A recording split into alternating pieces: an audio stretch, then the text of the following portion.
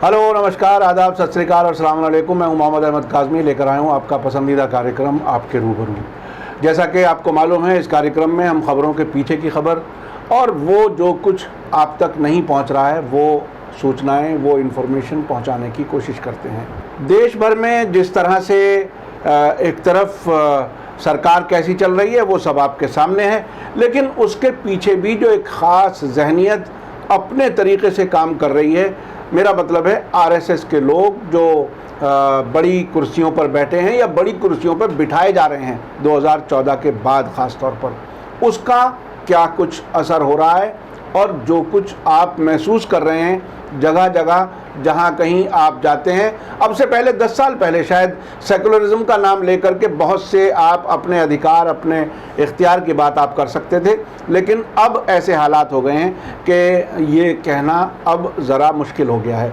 इस सब को समझने के लिए मेरे साथ ख़ास मेहमान हैं अनीस अहमद खान साहब, जो वरिष्ठ पत्रकार हैं और वीर अर्जुन एक हिंदी का अखबार है उसके लंबे समय तक एडिटर रह चुके हैं। अनीस अहमद खान साहब, वेलकम है आपका मीडिया स्टार वर्ल्ड में। आप बताइए कि आखिर ये किस तरह से तब्दीलियां आ रही हैं पूरे सिस्टम में, ऊपर से नीचे तक क्या कुछ हो रहा है, आप इसे कैसे देख रहे हैं? देखिए साहब, आरएसएस का काम करने का तरीका बड़ा डिफरेंट है और जैसा हम देखते हैं तो उसके अंदर बहुत सी चीज़ें ऐसी हैं कि समझना बड़ा मुश्किल है। पहले तो बहुत समझना मुश्किल था कि इनका कोई लिटरेचर नहीं था, एक आध किताब आती थी, बाकी बंच ऑफ थॉट इन्हीं में पढ़ के कुछ समझ लीजिए। लेकिन आज जो ये हो रहा है, निकल के आ रही है, मैं बात लंबी चौड़ी नहीं करूँगा। देश चला रहे हैं, यूपीएससी से सिलेक्ट होते हैं आईएएस, आईपीएस, आईएफएस, जी जी, कमिश्नर्स, इनकम टैक्स वाले, जी। जो IRS, एलाइड सर्विसेज से आते हैं, देश वो चला रहे हैं। आरएसएस ने अपनी पकड़ और कहीं ना बना के इन पे बना ली है। हाँ। आपको बताएं कि एक संकल्प नाम का एक इंस्टीट्यूट है जहाँ से इनकी जो जिनको कहते हैं ना कि एस्पिरेंट्स की ट्रेनिंग होती है, एस्पिरेंट्स की जो ट्रेनिंग होती है उसको कई नाम दिए जाते हैं। कोचिंग इंस्टीट्यूट भी दिया जाता है। तो संकल्प एक कोचिंग इंस्टीट्यूट है, बड़ी छोटी कोचिंग इंस्टीट्यूट बनी थी ये जो 90s के आसपास। और उसमें उसको आरएसएस के एक जो फॉरेन सर्विस के थे उन्होंने उसको शुरू किया था, वो फॉरेन सर्विस में आके। और आज वो ये है कि आज यानी 2019 का जो रिजल्ट आया तो उसमें से 60% आईएएस, आईपीएस और एलाइड सर्विस के लोग निकले। यानी उनके जितने कैंडिडेट्स जिन्होंने तैयार किया था जिनको, उनमें से 60% कामयाब होकर निकले और इस तरीके से निकलते रहे हैं इतने साल में। और वो उनकी ऐसे होती है कि देखिए, आप कहेंगे आरएसएस कैसे हैं, आरएसएस ने तो एक अच्छा काम किया है, एक छोटी सी इंस्टीट्यूट चला के एक बहुत बड़ी इंस्टीट्यूट और कई जगह उसकी ब्रांचेस खोल दिए। उसको संबोधित करने के लिए आरएसएस का कोई स्टालवर्ट आता है, वो ज़रूरी है। जो बड़ा नेता उनका कोई बड़ा नेता होता है, जब वो सिलेक्ट हो जाते हैं उसको संबोधित करने आते हैं। और आपने एक चीज़ और देखी होगी कि अभी पिछले सालों में मोहन भागवत साहब ने यहाँ पे जो विज्ञान भवन है उसमें बहुत बड़ी एक आरएसएस की वो की थी कि पूरे 4-5 दिन उन्होंने भाषण दिए। तो एक दिन उसमें सिर्फ और सिर्फ आईएएस, आईपीएस, एडमिनिस्ट्रेटिव सर्विस जो थे उन लोगों को बुलाया गया था। और अक्सर बुलाया जाता है। मैं अक्सर ये सोचता था कि इन लोगों को क्यों बुलाते हैं, इनको क्या शिक्षा आरएसएस देती है। फिर जब सरकार आ गई तो मुझे लगा कि भाई हो सकता है कुछ अंदर की बातें देते हो, लेकिन बाद में अगर इनके तह तक गए तो इस संकल्प नाम का जो वो है इंस्टीट्यूट, अब एक डब्बी, आपको उनका पूरा नाम मुझे याद नहीं आ रहा, लेडी थी, बड़ी टॉप किया था जिन्होंने, जिनकी शादी उनसे हुई थी, टीना डब्बी, वो भी इसी की निकली हुई हैं। और अब वहाँ ये पता लगाना बड़ा मुश्किल हो जाता है कि मुसलमान जो पढ़ रहा है वो आरएसएस की विचारधारा का है कि नहीं है। लेकिन जहाँ से निकलते हैं उसके बाद उनकी जो ट्रेनिंग होती है, जो अब आप एक बात बताइए कि जो आरएसएस के पूरे पैसे नहीं लेते हैं ये लोग, बहुत नॉमिनल चार्ज लेते हैं, पढ़ाई करते हैं, तो वो किसकी गाएगा ये बताइए। जो हमें कहते हैं ना सरकार हमारी बात नहीं सुन रही है। जैसे कि एक अभी ताज़ा किस्सा है आज का इंडियन एक्सप्रेस में आया है कि जो एडिशनल कमिश्नर पुलिस है उसने बाकायदा एक ऑर्डर निकाला है कि जो पूर्वी दिल्ली में दंगे हुए थे उसमें आपने देखा होगा कि अब कुछ कट्टर हिंदूवादी जो संगठन थे उनके लोग गिरफ्तार होना शुरू हो गए हैं। वो हमारे दोस्त हैं महमूद पराचा साहब, उनकी कोशिशों के से ये चीज़ शुरू हुई है। उसके बाद उनको गालियाँ भी पड़ रही हैं उसके ऊपर, उनके कार्टून भी बनना शुरू हो गए फेसबुक वगैरह पे, लेकिन उन्होंने ये काम किया। उसके बाद आज एक ऑर्डर आया है कि इनके ऊपर आप इग्नोर करके चलिए, उसके पूरे लुभाव है उसका कि इनको इग्नोर, यानी ये कहने का मतलब कि जोर ना डालिए, इसका मतलब है कि पुलिस से कहा गया इन लोगों को शिकायत हो रही है, ऐसा ना कीजिए, ऐसा ना कीजिए। क्योंकि पिछले उसमें हम लोगों ने एक बात की थी कि आरएसएस आगे नहीं आ रही है इनको बचाने के लिए, लेकिन आरएसएस नहीं आई आगे, अब एडमिनिस्ट्रेशन आगे बढ़ा। तो वो एडमिनिस्ट्रेशन, जो पुलिस ऑफिसर्स हैं जो संकल्प से पढ़ करके और पास उनके एहसान से दबे हुए हैं, वो बाकायदा सरकारी एहसानों से दबे हुए, अब वो लेटर जारी कर रहे हैं, ऑफिशियल लेटर जारी कर रहे हैं। हालांकि भाषा क्या होती है, उनकी जुबान क्या होती है वो तो आप जानते हैं, लिखने का तरीका क्या होता है, उसको समझने का तरीका क्या होता है। बिल्कुल। तो ये आज ही इंडियन एक्सप्रेस में पूरा छपा है, उसके बारे में फ्रंट पेज से खबर गई है। तो ये इस तरीके से काम करते हैं जिसको हम कहते हैं कि भाई एडमिनिस्ट्रेशन भी इनका साथ दे रहा है, अब खुल के होने लगा है। अब मुझे एतराज़ नहीं कि आरएसएस के आए कि मदरसे से पढ़ के आए, मदरसे से पढ़ के बहुत से लोग आते हैं, लेकिन आरएसएस की जो कट्टर विचारधारा है, जो हिंदुस्तान, जिससे वो आज तक डेविएट नहीं कर रहे हैं, और नरेंद्र मोदी साहब भी उसी रास्ते पर चल रहे हैं। कहने के लिए तो बहुत कुछ हो जाएगा, तो हालांकि नुकसान भी बहुत हो रहा है उसके अंदर, उन्होंने चीन से लेके और अभी ईरान तक उनको बहुत बड़े बड़े नुकसान हो रहे हैं। विदेशी नीति उनकी ख़त्म होती जा रही है, क्योंकि विदेशी नीति पे ये लोग बात ही नहीं करते। तो अब आप सोचिए कि ये चीज़ इन्होंने एडमिनिस्ट्रेशन पे पकड़ मजबूत कर ली है, आरएसएस ने करते चले जा रहे हैं और धीरे धीरे करते चले। तो इसका क्या मसलन क्या देश किस तरफ जाएगा इस तरह से, चूँकि देश का जो संविधान है वो सेकुलर है, सभी मज़हबों के लोग, सभी धर्मों के, सभी संप्रदायों के लोग, आज तक जो दुनिया में भारत की पहचान है वो एक सर्वधर्म संभाव की एक पहचान है। तो इस सब का क्या होगा आखिर, मतलब क्या सिर्फ कोई एक हुकूमत आकर के पूरे सिस्टम को बदल के चली जाएगी जो वैसे ही रहेगा फिर उसके बाद में, या कहीं कोई उम्मीद की किरण है कि इसको ठीक भी किया जा सकता है?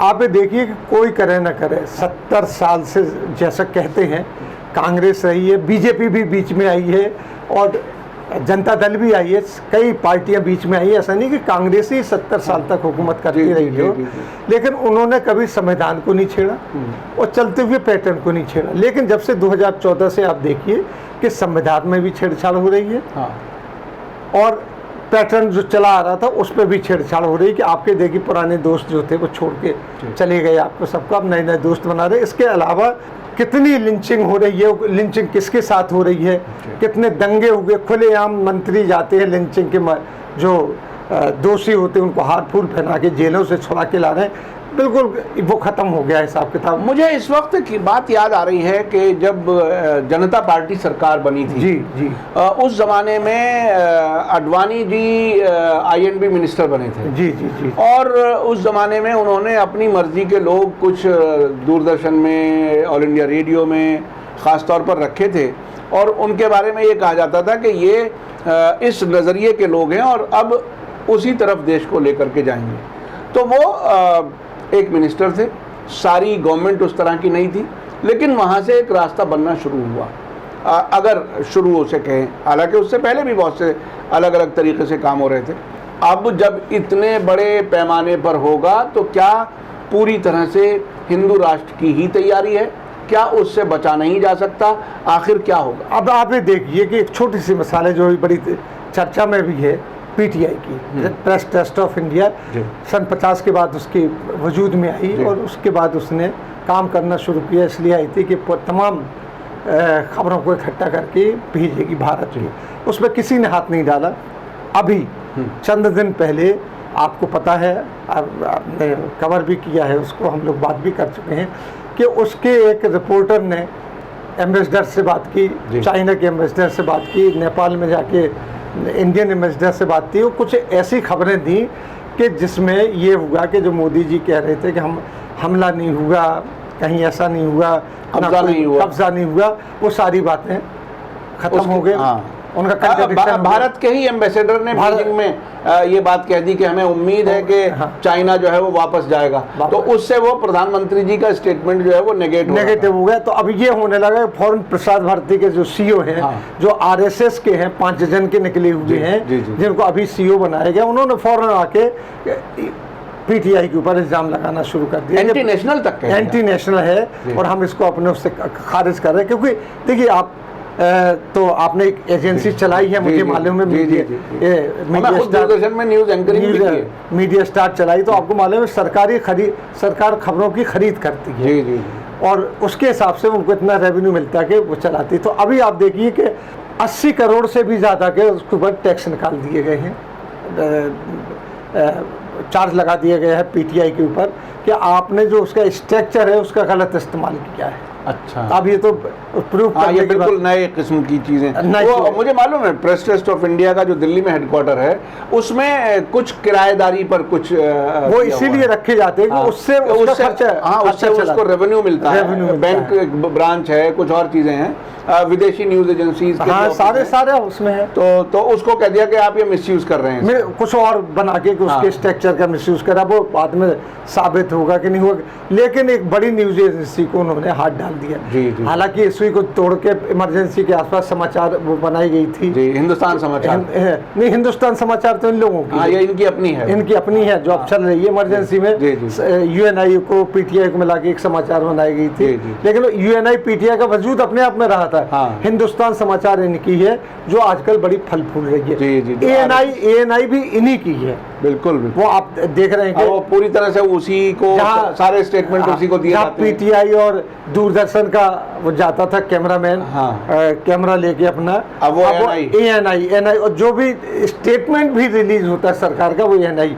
और अगर एएनआई की हिस्ट्री में जाएंगे वो फिर कभी बात हो तो पूरी की पूरी बैकिंग बाई आरएसएस है। इस तरीके से तो अब उन जो बात आपने की थी कि इंस्टीट्यूट्स, तो इन्होंने इंस्टीट्यूट को तो बर्बाद करना शुरू कर ही दिया है। उसके ऊपर ऐसे लोग बिठाना शुरू कर दिए जो कट्टर हैं।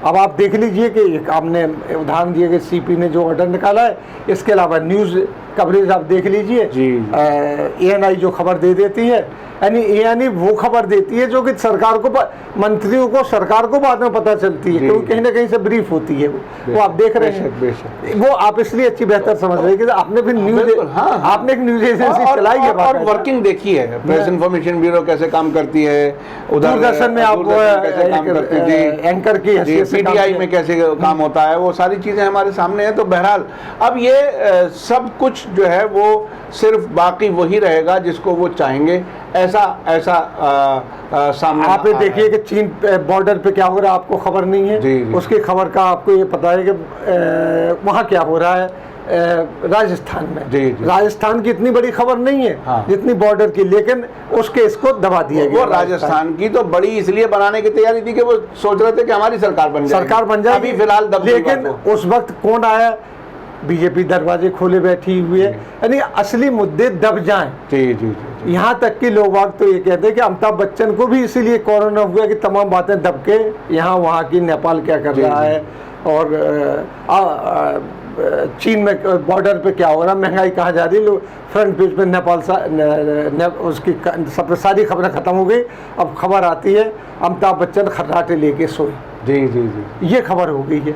तो ये बहरहाल बहुत ही अफसोसनाक है कि इंस्टीट्यूशन तबाह हो रही है। एक सिर्फ एक खास नज़रिए को ही अपनी बात कहने या सरकार अपने तरीके से चलाने का हक हो, ये सेकुलरिज्म के ख़िलाफ़ है। इस पर मैं समझता हूँ पूरे देश के लोगों को सोचने समझने की ज़रूरत है। अनीस अहमद खान साहब, आपका बहुत बहुत शुक्रिया। आपने ख़ास तौर पर जो संकल्प के बारे में बताया और उसके अलावा प्रेस ट्रस्ट ऑफ इंडिया में जो कुछ हो रहा है और उसे जिस तरह से कुचलने की कोशिश हो रही है और किस तरह से एक ख़ास नज़रिए के लोगों को ही ऊपर की कुर्सियों में बिठाया जा रहा है, ये बहरहाल एक चिंता का विषय है। सभी को इस पर गौर करने की ज़रूरत है और समझने की ज़रूरत है कि आखिर देश किस तरफ चल रहा है। इसी के साथ मुझे दीजिए इजाज़त। धन्यवाद, शुक्रिया। जय भारत, जय हिंद।